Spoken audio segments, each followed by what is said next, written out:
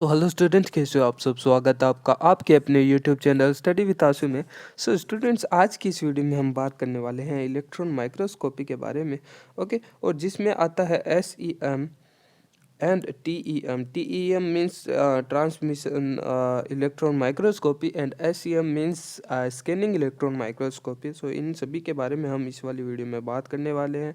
और ये सीरीज़ चल रही है पाथफाइंडर की जो बुक है बायोफिजिक्स एंड मोलिकुलर बायोलॉजी से।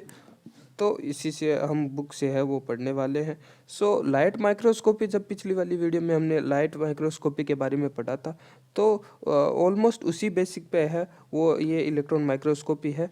तो जैसे लाइट माइक्रोस्कोपी में एक सोर्स था जिससे है वो लाइट प्रोड्यूस हो रही थी, जैसे कि विजुअल लाइट भी हम उसमें ले सकते हैं। सो जो कि कंडेंसर से होके हुए स्पेसिमेन पे है वो कंडेंस होती है लाइट, और स्पेसिमेन से वो कुछ लाइट है वो अब्जॉर्ब हो जाती है स्पेसिमेन में, एंड कुछ है वो ट्रांसमिट होती है कुछ लाइट, जो कि ऑब्जेक्टिव लेंस पे जाके है वो आई पीस लेंस से जाके इमेज है वो बनाती थी इन लाइट माइक्रोस्कोपी। बट डिफरेंस क्या है इलेक्ट्रॉन माइक्रोस्कोपी में, क्या है हम लाइट सोर्स की जगह हम यूज में लेते हैं इलेक्ट्रॉन बीम का source. Okay, so electron beam का हम सोर्स लेंगे as a source of illumination. Okay, and सो दूसरी बात, जो डिफरेंस क्या होता है इन दोनों के बीच में इलेक्ट्रॉन माइक्रोस्कोपी में है, वो एक पूरा टनल के अंदर है, ये एक पूरी माइक्रोस्कोपी होती है। ओके, और जिसमें है वो एयर नहीं होती है बिल्कुल भी। ठीक है, एयर को पूरा बाहर निकाल दिया जाता है और एकदम निर्वात होता है अंदर की तरफ। कोई भी एयर वगैरह कुछ नहीं होता है, वैक्यूम होता है, अल्ट्रा वैक्यूम वो स्पेस होता है बीच के अंदर इलेक्ट्रॉन माइक्रोस्कोपी के अंदर। और जबकि हम लाइट माइक्रोस्कोपी की बात करें तो ये जो स्पेसिमेन और इनके बीच में है वो खुला होता है, एयर होता है। ठीक है, जबकि यहाँ पे इलेक्ट्रॉन माइक्रोस्कोपी में एयर बिल्कुल भी नहीं होते। और हम कहाँ थे, तो जैसे कि लाइट माइक्रोस्कोपी में है वो लाइट सोर्स से लाइट है वो प्रोड्यूस हो जाती है। ओके, तो यहाँ पे इलेक्ट्रॉन बीम है वो दी जाती है instant of light source. Okay, तो वो इलेक्ट्रॉन बीम है वो कैसे दी जाती है, वो इसमें क्या होता है, एक इलेक्ट्रोड होता है इधर की तरफ। ठीक है, इस पूरी केनाल की एक साइड की तरफ, इधर इस टर्मिनल की तरफ कैथोड होता है। ओके, वो टंगस्टन वायर का फिलामेंट, टंगस्टन वायर फिलामेंट का है वो कैथोड होता है। ठीक है, यहाँ पे जो कि है वो गर्म होके इलेक्ट्रॉन है वो प्रोड्यूस करके, एंड हाई वोल्टेज इफेक्ट के से वो इधर एनोड होती है, कैथोड और एनोड के इफेक्ट से, और इस वायर से वो हीट होने के कारण इलेक्ट्रॉन प्रोड्यूस होता है, जो कि पंप किया जाता है as a electron beam. Okay, so electron beam है इससे है वो निकलती है, और ये कंडेंसर लेंस होता है। ओके, ये कंडेंसर लेंस इस जो इलेक्ट्रॉन बीम है उसको स्पेसिमेन जो होता है, जो स्लाइड जिसे हमें देखना होता है उसके ऊपर है वो फोकस कर देता है, एंड उससे फोकस होकर इलेक्ट्रॉन माइक्रोस्कोपी की बात कर रहे हैं हम। सो उससे फोकस होकर जो स्पेसिमेन के ऊपर है वो पड़ती है, और उससे स्पेसिमेन से होके आधी है वो इलेक्ट्रॉन स्कैटर्ड हो जाते हैं, बिखर जाते हैं, और आधा जो स्पेसिमेन के अंदर से है वो ट्रांसमिट होके है वो आता है ऑब्जेक्टिव लेंस में। ऑब्जेक्टिव लेंस है वो हमने जब लाइट माइक्रोस्कोपी के बारे में पढ़ा था तो वो ग्लास का होता था, लेकिन यहाँ पे इलेक्ट्रोमैग्नेटिक का है, इलेक्ट्रोमैग्नेट का है वो ये होता है। सो ये इलेक्ट्रोमैग्नेट का होता है, और लाइट माइक्रोस्कोपी में जबकि ग्लास का सिंपल लेंस होता है जो कि मैग्नीफाइंग करता है इमेज को, लेकिन यहाँ पे इलेक्ट्रोमैग्नेटिक का है वो लेंस होता है ऑब्जेक्टिव लेंस। सो इससे होकर इलेक्ट्रॉन बीम है वो ट्रांसमिट जो होती है वो इलेक्ट्रॉन बीम, और वो है वो दिखाती है हमको इमेज प्रोजेक्शन लेंस से। ठीक है, वहाँ पे है वो इमेज दिखाती है। तो ये था TEM, transmission electron microscopy. Okay, तो ट्रांसमिशन इलेक्ट्रॉन माइक्रोस्कोपी में क्या होता है, जो हमने इस डायग्राम में देखा, जो ट्रांसमिट जो हो रही है, ट्रांसमिट जो इलेक्ट्रॉन बीम जो ट्रांसमिट हो रही है स्पेसिमेन से, उसको उससे हम जब इमेज बना रहे हैं इसको बोलते हैं ट्रांसमिशन इलेक्ट्रॉन माइक्रोस्कोपी। और जबकि जब इससे जो स्कैटर्ड होती है इधर की तरफ नहीं, स्कैटर्ड जो बिखरती है जो इलेक्ट्रॉन बीम, उससे अगर कोई इमेज है वो अगर ये इलेक्ट्रॉन माइक्रोस्कोपी इमेज बनाएगी तो उसे बोलेंगे हम स्कैनिंग इलेक्ट्रॉन माइक्रोस्कोपी। आगे हम बहुत सारा इसके बारे में अभी देखेंगे। ओके, सो ऊपर जो लिखा हुआ है सारा कुछ जो मैंने बोला है उसी के बारे में है वो लिखा हुआ है। ओके, एंड नीचे है वो डिफरेंस लिखा हुआ है लाइट माइक्रोस्कोपी एंड जो इलेक्ट्रॉन माइक्रोस्कोपी उसके अंदर। ओके, यहाँ पे जो मैंने सारा कुछ बता दिया आपको ऑलमोस्ट। ओके, और हम इलेक्ट्रॉन बीम को लेकर है वो इतनी अच्छी इमेज है वो क्यों बना लेते हैं, कैसे बना लेते हैं, ये हमने लाइट माइक्रोस्कोपी वाली वीडियो में हमने जब पढ़ा था रिजोल्यूशन पावर के बारे में। ओके, जो रिजोल्यूशन पावर है वो किस पे डिपेंड करता है? रिजोल्यूशन पावर डिपेंड करता है जो सोर्स होता है इल्यूमिनेशन की उसकी वेवलेंथ के ऊपर। ओके, सो वेवलेंथ के ऊपर भी है वो बेस होता है। सो वेवलेंथ जितनी ज़्यादा कम होएगी, जितनी ज़्यादा वेवलेंथ कम होगी उसका रेजोल्यूशन पावर उतना ही कम होगा, यानी लिमिट ऑफ रेजोल्यूशन उतनी ही कम होगी और रेजोल्यूशन पावर है उतनी ज़्यादा है वो बढ़ जाएगी और हमें है वो इमेज में जो डिफरेंस हो गया छोटे छोटे मॉलिक्यूल के बीच में डिस्टेंस होगी वो अच्छे से है वो क्लियरिटी है वो दिखाएगी।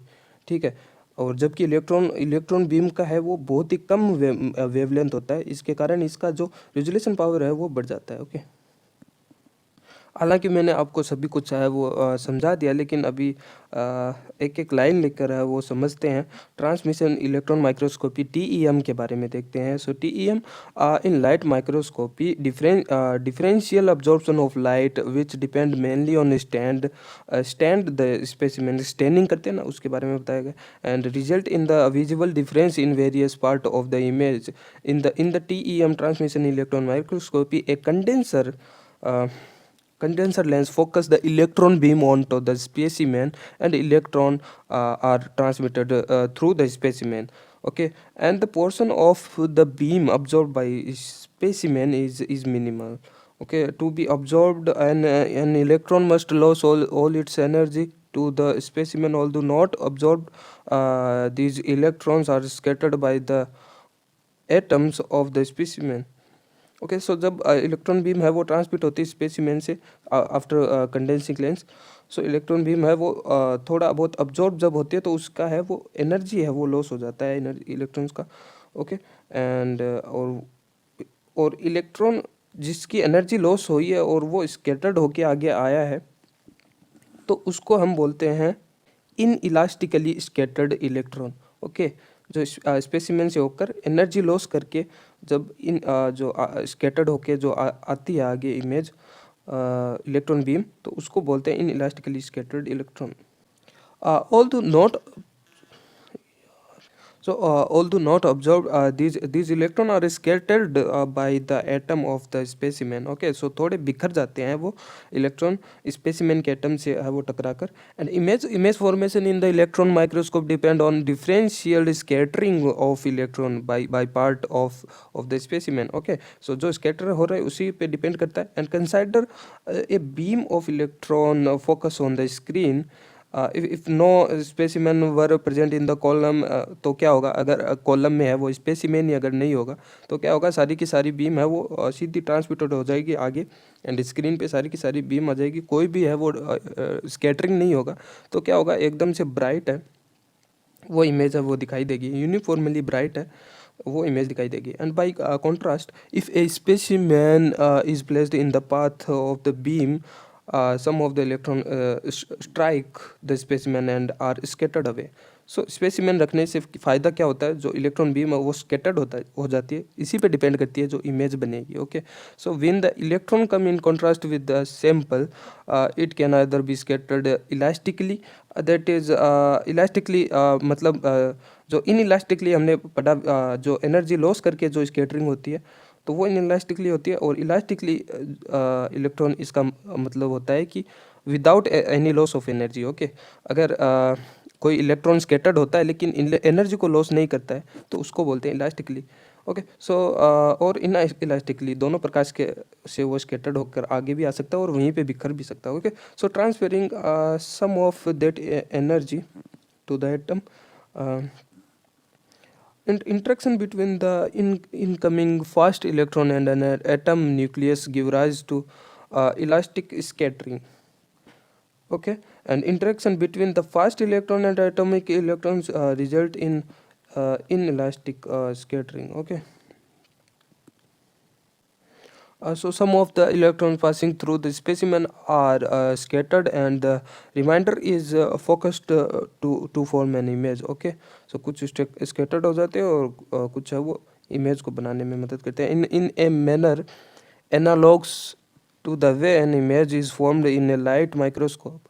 Okay, so the image can be observed on a phosphorescent screen or recorded और either on A photographic plate. उस फोटोग्राफिक प्लेट भी हो सकती है आगे, जैसे कि हम लाइट माइक्रोस्कोपिक में हम आईपीस लेंस से हम आंखों से देखते हैं, लेकिन यहाँ पे हम आंखों से नहीं देखते हैं। यहाँ पे कोई फोटोग्राफिक प्लेट होगी जिस पे इमेज बनेगी, या फिर कोई हाई डिजिटल कैमरा होगा जो कि रिकॉर्ड कर रहा होगा और हम स्क्रीन पे आया वो आगे देख रहे होंगे। Okay, and because the scattering electron are lost from the beam, the dense region of the specimen show up in the image as area of reduced electron flux. Okay, so if we look dark, तो obviously जहाँ से हम electron beam नहीं आ रही है तो वो और काइंड ऑफ अब्जॉर्व हो रहा है स्पेसिमेन एटम से, तो वहाँ का ऑब्वियसली वो एरिया डार्क दिखाई देगा।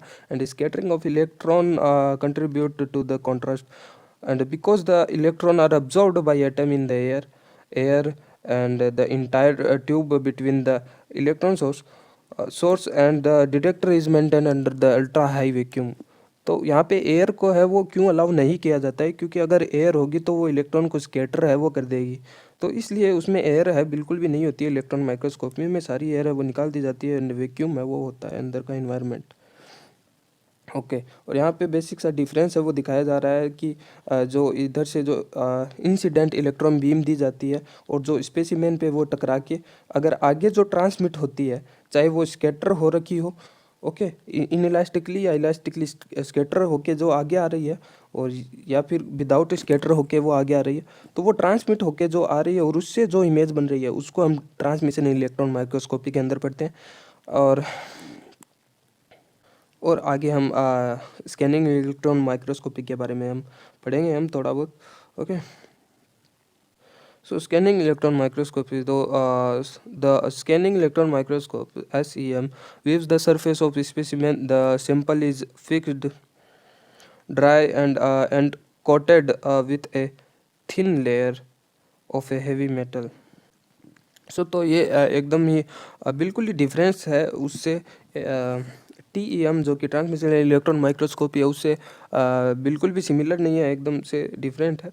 तो उसमें इसमें है वो क्या होता है SEM में, हम है क्लोटिंग यानी जमा हुआ ड्राई जो स्पेसिमेन है वो स्लाइड है वो लेते हैं। ओके, और उनको भी हम मेटल से है वो क्लोटिंग है वो कर देते हैं। So the specimen is then scanned with a very narrow beam of electrons molecule in the specimen are excited, and they release secondary electrons that are captured by a detector and generating an image of the specimen's surface। तो यहाँ पे surface को है वो detect किया जाता है SEM में।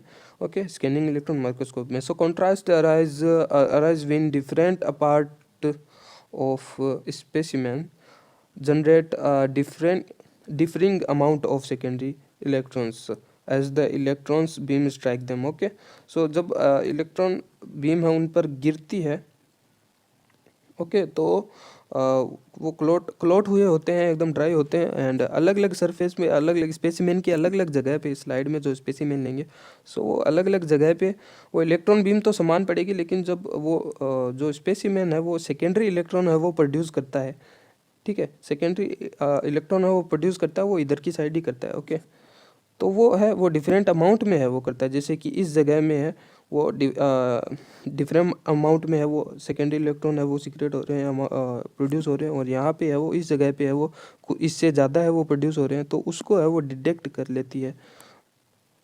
अब भाई ये एक डिटेक्टर के द्वारा है वो उस सेकेंडरी इलेक्ट्रॉन्स को डिटेक्ट कर लिया जाता है, और उस अमाउंट के अकॉर्डिंग है उनकी इमेज है वो कर लिया जाता है। And generating an image, okay, image को जनरेट कर लिया जाता है of the specimen's surface, and contrast arise when different part of specimen generate different amount of secondary electron, okay, as the electron beam strike them, and area which generate large number of secondary electron will appear brighter than area that generate fewer secondary electron. Okay, तो वो जितनी ज़्यादा वो वाला area जो ज़्यादा secondary electron produce कर रहा है आफ्टर स्ट्राइकिंग इलेक्ट्रॉन बीम, तो वो वाला एरिया ज़्यादा ब्राइटर होगा।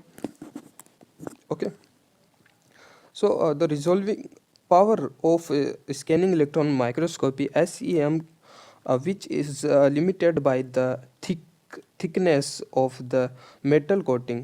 Okay, so इससे है वो डिसाइड होती है रिजोल्विंग पावर SEM की, is only about 10 nanometer. Okay, so much less than that is transmission electron microscope, उससे 10 नैनोमीटर से कम उसकी थिकनेस अगर होगी, मेटल की जो कोटिंग करते हैं तो उसकी थिकनेस की लिमिट है वो होती है 10 नैनोमीटर। ओके, जो कि डिसाइड करती है उसकी रेजोल्यूशन पावर को। उससे हम कम करने के बाद में तो वो TEM की तरह ही काम करेगा। So the image produce appear 3 dimensional in SEM, whereas transmission electron microscopy produce 2 dimensional image. Okay, so TEM है वो 2D इमेज हमें देता है, एंड 3D इमेज के लिए हमें SEM की तरफ जाना पड़ेगा। ओके, सो इतना था इस वाली वीडियो में। इलेक्ट्रॉन माइक्रोस्कोपी के बारे में हमने सारा कुछ पढ़ लिया, TEM SEM के बारे में। And scanning tunnelling electron microscopy के बारे में पढ़ने के लिए कमेंट कर देना कि इसकी वीडियो चाहिए, बिकॉज जो हमारे सिलेबस में है वो TEM और SEM तक ही है। ओके, इलेक्ट्रॉन माइक्रोस्कोपी का ये 2 पोर्शन ही है, तो इसलिए इस वाली वीडियो में ये 2 पोर्शन ही। अगर ये नीचे वाला पोर्शन चाहिए तो कमेंट कर देना। ओके, एंड ओके, सब्सक्राइब भी कर देना।